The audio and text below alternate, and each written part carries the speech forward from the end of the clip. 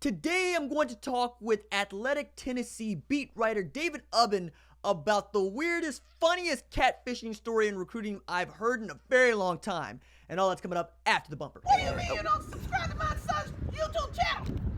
Mama, no! Just snap the damn ball, RJ. What's up, kid folk? It's RJ Young. I am not on a step mill. Consider hitting the like and subscribe button because I upload a video every single day. It's always OU related, college football related, sports related. We have a good time. And today, I'm going to talk with Athletic beat writer David Owens about a feature he wrote for The Athletic about a story you're really going to have to read or at least hear him tell to believe about a recruit that did not exist, that ended up in recruiting databases, how that came to be, and what we can learn about it, as well as a little bit for Volunteers fans as it relates to 2019 in Tennessee football. Take a listen. I'm here with David Owens, a man I haven't had an opportunity to speak with in quite some time. He is the Tennessee Volunteers beat writer for The Athletic. David, how you doing? I'm doing good. Very cool. You wrote this very interesting, wildly entertaining feature on what I'm calling the Athletic Dump Day, where it seemed like you guys were going to blow out to everybody, hey, we have this website and we want you to subscribe. And one of the many amazing features that came out of that was this really awesome catfishing story that ensnared rivals and 247 Sports Composite. And transparent here for people that don't already know, I cut a check from OUinsider.com, which is an affiliate of 24/7. I was still wildly entertained by this story, but I want you to lay it out, and then I had some questions for you based on it. Yeah, so basically, if you believe the recruiting sites over the last month or so, there was a 6'6", 310-pound offensive tackle named Blake Carringer, who was a 3-star recruit at Grace Christian Academy over in Knoxville. And the problem was there was a Blake Carringer, but he was a 5 foot, depending on who you ask, 5'5" to 5'9", 220 to 250-pound guy who did not actually play. So I'm not a football coach, but I'm told that 5'9", 250 is not prototypical size for a tackle. So, yeah, so basically it was sort of a prank, not actually done by the kid himself, although he agreed to it. And so they just by messing around, they accidentally kind of pulled one over on the recruiting services and kind of exposed some stuff within the industry, I think. Yeah, and I found this wildly fascinating for a number of different reasons. On its face, it feels like somebody just read a Twitter feed and decided I have to do something about this because we're starting to look bad. On the other hand, I thought it was interesting that high school football coach is fielding questions about a kid that exists, but he's totally certain this is not the kid you're looking for, and yet folks are continuing to come to him going, no, is his name Bradley Carringer?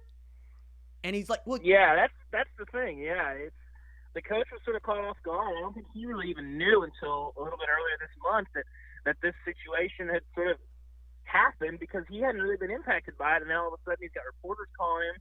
He's got Georgia Tech calling him, asking about this guy who doesn't really play on his team. Oh, no. Just a hilarious scenario in general. So when you got wind of this, what was your first interact? Like when we come across a story that seems this good, is it something that you really want to follow all the way through, or is it like, hey, because you're covering Tennessee, right? And this feels a little bit out of left field for what you're doing, but is it the kind of thing you're like, okay, I got to figure this out. This is wildly interesting. Yeah, so it's not related to Tennessee at all, and I think so. Basically, somebody made like a passing reference about it on a local radio show, because I think basically this had kind of blown up behind the pay sites in some sort of realms, and it had kind of bled over a little bit where people were kind of talking about it, but no one really knew exactly what was going on. So I found out about it like a Monday or Tuesday of the week of Valentine's Day, and I was kind of making some calls and asking around, and I hadn't really gotten a ton of luck of finding this guy, and nobody really knew who he was or if he was even real. And then sort of all of the social media buzz and some, I forget who sort of spawned it, but you kind of saw a lot of sites aggregated that this was happening, but I thought there's a lot more to this story. We got to get the real story of what happened here. And so that's what I did, is sort of how this all happened, what happened behind the scenes at the recruiting sites, and also kind of how this whole thing blew up and then unraveled kind of all at once. And I think by the end it was a pretty compelling story for me to report, and I was lucky enough to tell it. So I did some digging too, not necessarily related to that subject. It just kind of went parallel in that I'm looking at committable offers versus non-committable offers and preparing to talk about this on the radio for folks that listen to the show locally.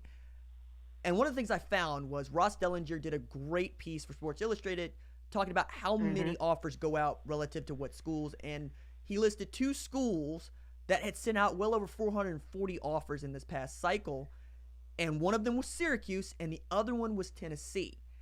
So in my head, I'm going, this seems entirely plausible for a person that works at a pay site, at a 247 or Rivals, to think that this happened, because we're used to seeing so many offers come out of volunteer country. And then you also cover Tennessee. So I just thought that there were a lot of dots here that may not be connected, and I might be connecting them myself. But I was just trying to come up with a way to help people understand how this could happen from the standpoint of a staff writer who covers high school football recruiting every day, and then somebody who covers college football like you do, where if there's a new commit, you got to know about it. You got to know about the signing class. You got to know about roster spots and scholarship distribution. Did any of that figure into your reporting? Not a ton. I think the biggest thing was just sort of figuring out what the heck happened here. Tennessee, ironically, was not one of the offers that he had said he had gotten. It was Alabama, Georgia, Florida, Syracuse, now that you mentioned them. Right. And Division III Amherst College, who also made an appearance on his 24/7 and Rivals profile. Which was was very awesome. excited about Amherst College, yeah. Amherst holding their own against the Floridas, the Georgias, and Alabamas. I couldn't tell you their mascot, but Godspeed to them on trying to recruit Blake Carringer. But yeah, I mean, I think that number for Tennessee is pretty interesting. I think some of that was the previous staff. Some of that was some of those offers maybe not be active because the previous staff had handed them out. But that stuff gets so murky, and like I said, to sort of understand all that, you really do have to be right up against it in terms of the recruiting world and understanding, which offers are which and those kind of things. And man, it gets complicated and convoluted. In a lot of ways, I'm not envious of some of the kids who have to kind of navigate that space, and they're teenagers who definitely don't have a sense of this, so it can be difficult. Absolutely, and parents as well. One of the things that I run up into a lot is I'll be talking to a kid who just got offered by, say, Oklahoma, and one of the things you try to figure out is, who is recruiting him? Who is your point man? It's one way of sussing out whether or not you have an offer on the level, and so forth, so on. And I had a kid say, hey, my mom didn't believe me. I showed her the DMs from the coaches, and she still didn't believe me. And then I got a text from the coach, and it was out of contact season when he got his offer, right? So he's getting his offer at a time when might necessarily not supposed to get his offer. So I had to wait a few weeks before his mom could actually talk to said coach and believe that he was being recruited by a big-time college football program. I found that wildly interesting and going, man, we really don't have any criteria for what this is, and it's the Wild West. If you want to offer 7th grade Isaiah Marshall, you can. And I just thought that this spoke to just how out of control, the story spoke to just how out of control this can all get. Yeah, and I think, too, the schools are in kind of an awkward position because they're not allowed to comment publicly on any of these unsigned guys. And so if a kid goes on social media and says, hey, we offer, I have an offer from X school, the school can't say, actually, that's not true. You don't have that. They might be able to leak that privately to somebody that they know if they need to. But, yeah, I mean, I think especially with the advent of social media, I think people take a lot of what these kids say as gospel, and I'm sure there have been other situations where the truth has probably been fudged a bit, and it didn't quite blow up into this sort of national story like my 3-star recruit doesn't exist. Right. Well, before I let you go, the last thing I wanted to ask you about was for folks who are Tennessee fans who might find their way onto this podcast. What are you most excited about, or most interested in, I should put it, with Jeremy Pruitt and what Mel Tucker is being brought over to do, and how they're trying to rebuild Rocky Top?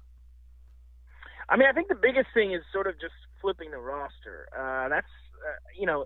Last year you didn't have to look at Tennessee very often to see that they just did not have a lot of talented players. They've recruited pretty well, but the development was not there under Butch Jones. And I think when you look at, I don't think the combine numbers are just gospel, but when you're the only school in the SEC that doesn't have somebody invited in any year, that's a pretty scathing indictment of the program. And so you can't really hide from that. And so I think for Tennessee, sort of seeing how they mesh some of these new recruits for 2019 that are going to probably play pretty early, and also some guys that redshirted last year that are guys that Pruitt has brought to Rocky Top versus maybe some of the old guard. I think how those things interact with each other this year will be very, very interesting. That is David Ubben of The Athletic. He covers Tennessee for them. Follow him on Twitter at David Ubben, one of the dudes that kind of helped raise me in this game. SJA alumni, stand up. David, I really appreciate you taking the time to do this, even as the dog got sick and you were cool enough to reschedule with me. Doesn't happen all the time, man, and you understand. I appreciate that. No problem, man. I appreciate it. All right. I'll talk to you later. All right. See you, man.